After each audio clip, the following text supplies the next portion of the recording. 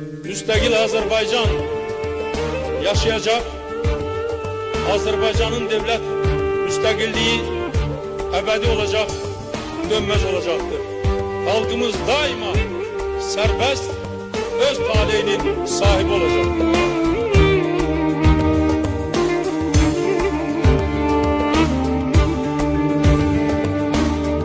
Ötsə də əsrlər, keçsə də illər, səndən söyləyəcək daima dillər. Hər zaman qəlbimiz anlayar bilər, adınla bağlıdır vətənin adı. Ötsə də əsrlər, keçsə də illər, səndən söyləyəcək daima dillər. Hər zaman qəlbimiz anlayar bilər, adınla bağlıdır vətənin adı.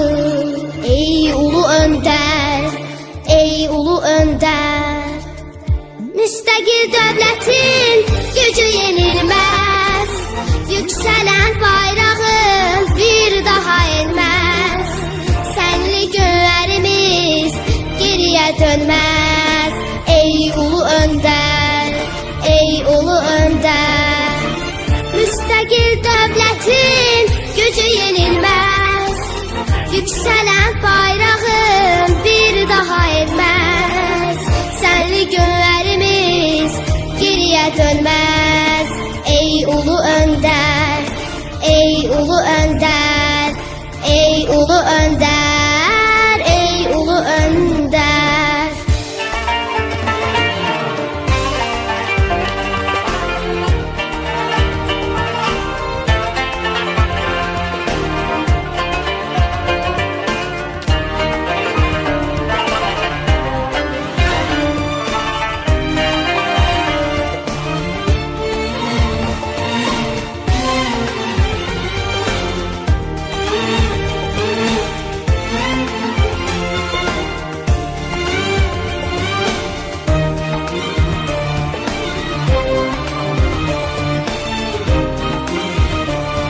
Gələcək nəsillər deyəcək hər an, qəlblərdə yaşayan o dahi insan. Ölkəni tanıtdı dünyaya ilham, adınla bağlıdır vətənin adı. Ey ulu öndər,